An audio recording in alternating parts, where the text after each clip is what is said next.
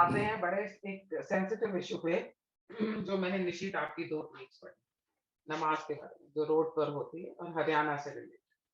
हम्म। आपकी ट्वीट्स हैं जो मैंने पढ़ी हैं, उसमें आपने एक लिखा है, lord didn't change during confrontation in Gurugram, interpretation didn't change, मतलब आपने सब लिखा है कि government took time to make up its mind and you said hmm. Opportunity and another 5-6 points and opportunity lost. ये जी। आपने ट्वीट किया है। तो ये हम्म। नमाज़ का तो पहले तो आप मुझे निश्चित ये बताएँ कि ये नमाज़ रोड पे पढ़ने का क्या इन लोगों का कोई एजेंडा है? क्योंकि इस्लामिक कंट्रीज़ में तो अलाउड नहीं है रोड पे पढ़ना। तो इनको ये जाके जो नॉन इस्लामिक कंट्रीज़ होती हैं, उसमें ही जी। जाके इनको रोड पे क्यों पढ़नी है? फिर हम हरियाणा की एक बात करेंगे बाद में। खैर बाद में हरियाणा की बात। नहीं, it is a part of a national sentiment with the minorities. I think there is a there is an element of uh, social domination. There is an element of tickling you until you react. हुँ, और वो उसकी level बढ़ती जाती है हर बार। तो जब महाराष्ट्र में होता था, बंबई में होती थी सड़क पे नमाज, तो बाला साहब ने बोला हम आरती शुरू करेंगे, ठीक है। When you face retaliation then they back down. मतलब वो ऐसा है, आज आपके दरवाजे पे खटखटा रहे हैं, कल घर में आ जाएंगे, परसों आपका हाथ पकड़ लेंगे। ये इस तरीके की चीजें हैं। I have or anybody has no problem with you following your faith in the confines of your private space, ठीक है। लेकिन आप उसको सड़क पे लेके आएंगे क्योंकि हमारे पास जगह नहीं है, that is not the problem of the people of that but area. Nishit, are they trying to convey some message by coming on the roads and doing the namaz? Obviously, obviously, obviously, this is a part of the, I believe, a larger mind frame of how they want to find a balance being a minority in this country. They are a minority, but a dominant minority. They want to push you in every little space just to feel much more secure and comfortable. और आप उसको हटा दो तो वो insecurity का narrative शुरू हो जाता है, जो हमारे पास टीएल पे हम रोज देखते हैं। संयमा और अरफा और ये लोग अपने हारमोनियम निकाल के शुरू हो जाते हैं बजाना। तो this is what it is. Saqib भाई जी आप मेरा सिंपल हाँ सा सॉरी। कहना था पायल इसमें कि सड़क पे या पब्लिक स्पेस पे कोई भी चीज कब होती है। अगर आप कल को बाय दैट सेम लॉजिक आप गणपति उत्सव का कोई प्रोग्राम करना चाहो, वहां पे स्थापना करना चाहो, आप परमिशन लेते हो ना राइटिंग में, जिसमें गिवन टाइम पीरियड, उसकी डेंसिटी कितनी होगी, कितने लोग होंगे, सुरक्षा का क्या इंतजाम होगा वगैरह सब लिख के देती है सरकार जब परमिशन मिलती है। ऐसे ब्लैंक नहीं मिल जाती है। कितने स्पीकर लगेंगे, कितना तेज बोला जाएगा, ये सब होता है उसके अंदर। अब इसमें तो कोई परमिशन की बात ही नहीं है। आप परमिशन लेके नहीं कर रहे हो और आप रोज करना चाह रहे हो। Every week you want to do it, 52 times in a year you want to do it. तो you are practically replacing a public space with a mosque without actually saying it. This is the position. अब इसको तो कोई भी पसंद नहीं करेगा और बैकआउट करेगा, and it is a kind of encroachment of the public spaces. भाई एक टाइम का कोई फंक्शन हो, कोई माइनॉरिटी कम्युनिटी का कोई बड़ा उत्सव हो और आप 7 दिन का भी मानो मेला लगाना चाहते हो, तो you find an appropriate space and the government will give you permission. लेकिन परपेचुअली में कौन सी गवर्नमेंट परमिशन देगी कि भाई आज से लेके फॉर एवर आप हर फ्राइडे को आके यहाँ पे इवेंट करते रहो? कैसे कोई भी अलाउ कर सकता है इसको? And my problem is with the way the Haryana government handled it. उस कानूनन पोजीशन बहुत स्पष्ट है, उन्हें क्या करना चाहिए था, इसमें कोई चेंज नहीं हुआ ना। जो पहले थी वही अभी भी है। आपने खाली अपना you did not make up your mind mister Khattar, and that is what delayed this process. You created a situation where communities were confronting each other. उसमें समय गया, लोग परेशान भी हुए होंगे, सब कुछ हुआ होगा। ये डिसीजन तो बहुत ब्लैक एंड व्हाइट में था, पहले दिन ही ले लेना था आपको। निश्चित भाई, इसमें एक और चीज है कि इस तरह का जब प्रशासन जब ढीला पड़ता है और मतलब इसमें मैंने भी बीच में कुछ ट्वीट वगैरह किया था और उसके बाद रमन मलिक जो है वो उनके एडवाइजर हैं खट्टर जी के, उन्होंने मुझे एक 1-on-1 मैसेज भी भेजा था कि आप मुझे कुछ भी बोल लो लेकिन मैं भी इससे सहमत नहीं हूँ। और मैंने गुड़गांव, उन्होंने एक वो लेटर भी शायद पब्लिक में भी शेयर किया था ट्विटर पे कि जो मैंने गुड़गांव के डीसी को लिखा और उसका कोई जवाब नहीं दिया, और मैं 1.5 महीने से उसका इंतजार कर रहा हूँ। तो अब अगर आपका अफसर जो है, आप सत्ता में हैं, आप इतने क्लोज हैं two powers that may be, आप एडवाइजर हैं और आप मतलब अक्सर स्पेस वगैरह करते हैं on behalf of basically the government, और आप इतना निरीह हैं कि आपको प्रशासन उत्तर तक देना नहीं उचित समझता है। जब उन्होंने ये स्पेसेस अलोकेट किए which was not empty space, और उसमें बड़ी इंटरेस्टिंग चीज ये है कि वो स्वराज की पत्रकार हैं, उनका उन्होंने वहां जाके इंटरव्यू किया जिसमें उन्होंने बताया कि लोग 50-50 किलोमीटर से आ रहे हैं वहां पे नमाज पढ़ने। ये तो हाँ, तो ये एजेंडा हो गया ना। तो ये जो लॉजिक इन्होंने पहले ये दिया था कि भाई वो इसलिए दिया हमने क्योंकि वो लोग काम करते हैं उनके घर के, क्योंकि पहले लोगों ने ये बोला कि भाई वहां पे 22 तो मस्जिदें हैं तो वहां पे क्यों नहीं पढ़ लेते, तो और या घर चले जाएं, तो उस पर उन्होंने कहा कि भाई उनकी जो वर्क प्लेस है उसके आसपास नहीं है मस्जिद। तो अब वो समस्या, तो भाई आपके पास भी अब आपको पोर्टेबल मस्जिद या हमको पोर्टेबल मंदिर देना तो प्रशासन का काम है नहीं कि आप फोल्डिंग लेके चलो और वो जहाँ पे आप काम करो वहाँ पे आप तुरंत टेंट वेंट खोल के, जैसे बच्चों का वो टेंट आता है आप खोल के बैठ जाओ उसके अंदर और आप आरती करना शुरू कर दो, नमाज पढ़ना शुरू कर दो। तो ऐसा तो कोई रिस्पॉन्सिबिलिटी ना तो कंपनीज की होती है ना प्रशासन की होती है। नहीं, लेकिन नहीं, उसके तो मैं ये जो एक केस पर्सनली जानता हूँ साकेत भाई।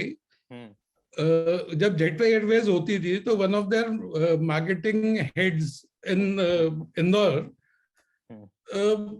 was very strict follower of all the 5 time नमाज और ये वो, तो वो ऑफिस में पढ़ना शुरू कर देता था। And not only that, after that he would tell his colleagues कि इस समय ये मत करो, वो मत करो, बात मत करो, whatever that. Eventually, in a couple of months, the guy was fired because the company could not accept that thing that was happening. तो ये कहीं भी किसी भी जगह जहां पे होमोजीनियस सोसाइटी नहीं है वहां पे एक्सेप्टेबल होगा नहीं। और जो घोषित रूप से मुस्लिम कंट्रीज हैं जब वो परमिट नहीं कर रही हैं तो यहाँ पे करने का तो कोई लॉजिक ही नहीं बनता है ना। नहीं, वही बात मैं कह रहा हूँ। और वो जो बंदा आप कह रहे हैं ना वो कर रहा होगा, he was doing it in jet because in jet airways because he could for some time। उसी बंदे को अगर आप यूनाइटेड एयरलाइंस में यूएस में बैठा दे तो वो बंदा वहां नहीं करेगा, वहां पे he will follow the line, because वहां पे उसको पता है कि अगर मैं ज्यादा ये सब करूंगा तो people will start looking at me with suspicion और may be under Patriot Act they will arrest me and put me somewhere. तो exactly. मेरी जो सब धार्मिकता वो एक झटके में समाप्त हो जाएगी, तो वो वहां नहीं करेगा। वहां यहाँ पे उसको लगता है मैं कर सकता हूँ। और सबसे बड़ी चीज ये है कि आप देखिए कि ये जो ढीलापन जो चला है इसमें आपने किसको हीरो बनाया। वहां जो अल्ताफ हुसैन का हर दिन स्टेटमेंट आता था, ठीक है, and he started very mildly, in a very mild manner he started, and then he कल परसों का जो उसका स्टेटमेंट था it was very strongly worded statement कि हम प्रशासन के पास जाएंगे और ये उनकी जिम्मेदारी है कि हमको जगह दें और हमारी सुरक्षा करें। जबकि वो पहले ही स्टार्टेड वेरी माइल्डली कि in the spirit of secularism this and that. और वो बंदा मतलब it is actually a joke on secular people who allowed him to start a platform which is called Gurugram Ekta Manch or something। और वो बंदा जो है वो एट द सेम टाइम ही was also the founder of Gurugram Muslim council. जो मैंने इस पे ट्वीट भी किया था कि एक ही बंदा दोनों चीज में कैसे हो सकता। मैं अगर बोलूं मैं विश्व हिंदू परिषद का सदस्य हूँ और साथ में मैं बोलूं कि एक सेकुलर एंटिटी बना रहा हूँ जो कि एकता का काम करे, वो दोनों चीज तो मैं नहीं कर सकता ना। Either I am committed there or I am committed there. तो इसका मतलब ये है कि मैं बाकी लोगों को, वो बंदा तब तक बेवकूफ बना रहा था और वो लोग बेवकूफ बन रहे थे क्योंकि वो जब आपसे बात करते हैं तो आप मेरे आपके जैसे लोग बोलेंगे, वो कहेगा कि मैं भी ये सब नहीं मानता हूँ ज्यादा, और आप भी कहते हो मैं भी ये सब नहीं मानता हूँ ज्यादा, और आप कहते हो हम लोग साथ मिलके एक गंगा जमुनी सभ्यता बनाते हैं। तो वो गंगा जमुनी सभ्यता कब आपकी गंगो जुम्मन सभ्यता बन जाती है आपको पता नहीं चलता। ये एक स्ट्रेटजी है ऑफ प्रेडेटरी पोचिंग बोलता हूं मैं इसको। They will keep increasing the level of interference in the society until you accept them at whatever level. जब तक रिटेलिएशन नहीं होगा ना, तब तक वो करते रहेंगे, they will keep increasing the size of their interference. इसमें एक और ये और थॉट आउट तरीके से होता है, ऐसा मेरा मानना है। हाँ नहीं, इसका कारण है ना, अब आप देखें हैं कि अगर आप लेट्स से इंडियन आर्मी अगर घुसती है let's say in any neighbouring country जी। As a military, what will you do? आप ने मान लीजिए पाकिस्तान का कुछ 100 kilometre, 50 kilometre, 20 kilometre area cover कर लिया, what will you start doing? You will start organising parades, कि आपकी फौज वहां पे परेड करे, so that you demarcate the area कि this is our area. That is what you do. And since any army, this whole thing started as an army. I mean, जैसे आप अगर देखें तो हिंदुइज्म जो था उसमें बढ़ई भी था, उसमें मुच्ची भी था, उसमें जो बुद्धिजीवी भी होता था, जो सिर्फ जिसका काम सिर्फ पढ़ना ही होता था, all sort of people were there. This is a faith which started as an army. The head of the faith was a military general whose job was to establish newer and newer areas to rule basically. तो वो basic ideology वही है, basic idea वही है कि हम यहाँ पर हैं, हम धीरे धीरे how do you demarcate the area by showing your presence every day, otherwise इसका लॉजिक कोई बनता नहीं है।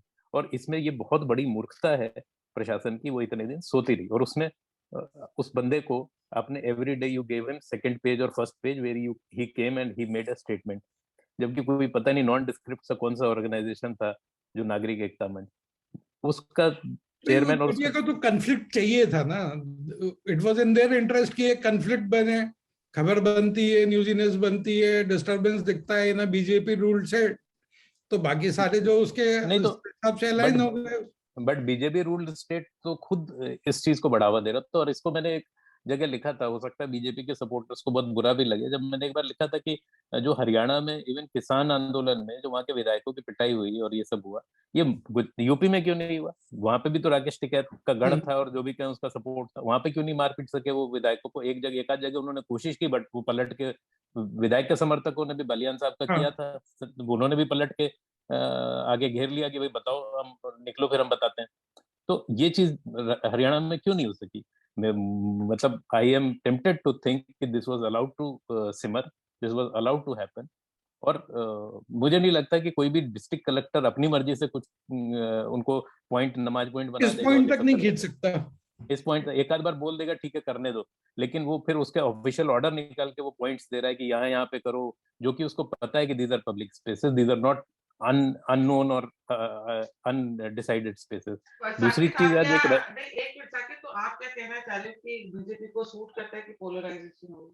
बीजेपी को नहीं, ये दिस इज, देखिए बीजेपी में भी मुझे नहीं लगता हम लोग एक यूनिफॉर्म एंटिटी देखते हैं, बट मुझे लगता है कि देयर आर डिफरेंट यूनिट्स। और जैसे किसान आंदोलन के मामले में भी जो खट्टर साहब के स्टेटमेंट थे वो नीजर थे, कभी इधर बोल रहे हैं, कभी उधर बोल रहे हैं, कभी बोलते हैं सिर फोड़ दो, कभी बोलते हैं कि नहीं ठीक है किसान तो हमारे भाई हैं, हम केस वापस ले रहे हैं।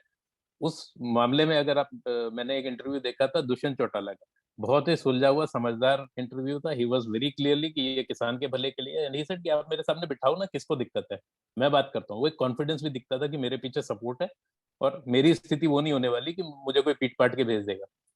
तो वो जो एक स्ट्रेंथ दिखती थी वो दिखती थी।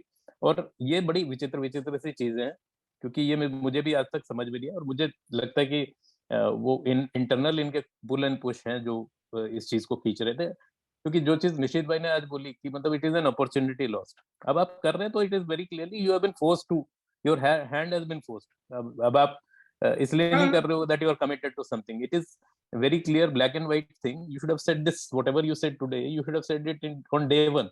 और आपने इस पूरी प्रोसेस में अपनी अगर रमन मलिक जी की बात को मैं सही मानूं कि उन्होंने चिट्ठी लिखी जिसका जवाब नहीं है, तो बेसिकली आपने अपने ही टीम को बेसिकली नीचा दिखाया, हाँ डिमोरलाइज कर दिया कि भाई आपका एडवाइजर पूछ रहा है why you are not giving show cause to the district collector कि वही तुम क्या अपनी सत्ता चला रहे हो, अपनी रियासत चला रहे हो कि तुम्हारी मर्जी से वो सब कुछ होगा, किस लॉ के तहत तुम ये कर रहे हो? तो ये मुझे लगता है मतलब ये कुछ या तो इनको लग रहा है कि भाई अगली बार मेरा बनना नहीं है तो मतलब मैं लेके ही डूबूं, आई डोंट नो। और मतलब जैसी स्थिति इन्होंने कर दी थी, मुझे तो ये लग रहा था कि अगले इलेक्शन में it would be better if Dushyant Chautala wins the election and BJP supports him from outside, जो अभी पोजीशन है वो रिवर्स हो जाए।